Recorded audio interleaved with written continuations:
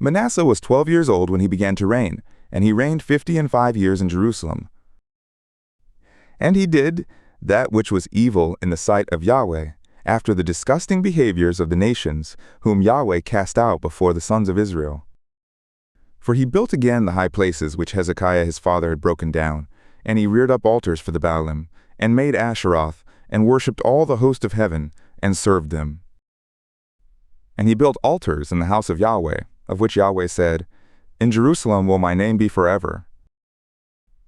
And he built altars for all the host of heaven in the two courts of the house of Yahweh. He also made his sons to pass through the fire in the valley of the son of Hinnom, and he interpreted omens, and used magic, and did witchcraft, and dealt with spiritists and with wizards. He wrought much evil in the sight of Yahweh to provoke him to anger. And he set the graven image of the idol which he had made in the house of God, of which God said to David and to Solomon his son, In this house and in Jerusalem, which I have chosen out of all the tribes of Israel, I will put my name forever. Neither will I any more remove the foot of Israel from off the land which I have appointed for your fathers, if only they will observe to do all that I have commanded them, even all the law and the statutes and the ordinances given by Moses. And Manasseh seduced Judah and the inhabitants of Jerusalem, so that they did more evil than did the nations whom Yahweh destroyed before the sons of Israel. And Yahweh spoke to Manasseh and to his people, but they gave no heed. Therefore Yahweh brought on them the captains of the host of the king of Assyria, who took Manasseh in chains, and bound him with fetters, and carried him to Babylon. And when he was in distress, he implored Yahweh his God, and humbled himself greatly before the God of his fathers. And he prayed to him, and he was entreated of him, and heard his supplication, and brought him again to Jerusalem into his kingdom. Then Manasseh knew that Yahweh he was God. Now after this he built an outer wall to the city of David, on the west side of Gihon, in the valley, even to the entrance at the fish gate. And he surrounded Ophel with it, and raised it up to a very great height. And he put valiant captains in all the fortified cities of Judah.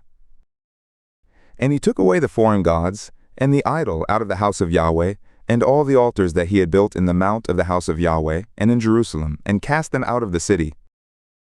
And he built up the altar of Yahweh, and offered on it sacrifices of peace offerings and of thanksgiving, and commanded Judah to serve Yahweh the God of Israel. Nevertheless the people still sacrifice in the high places, but only to Yahweh their God. Now the rest of the acts of Manasseh, and his prayer to his God, and the words of the seers who spoke to him in the name of Yahweh the God of Israel, look, they are written among the acts of the kings of Israel. His prayer also, and how God was entreated of him, and all his sin and his trespass, and the places where he built high places, and set up the Asherim and the graven images, before he humbled himself. Look, they are written in the history of Hosea.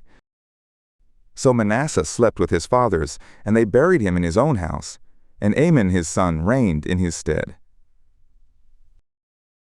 Amon was 22 years old when he began to reign, and he reigned 2 years in Jerusalem.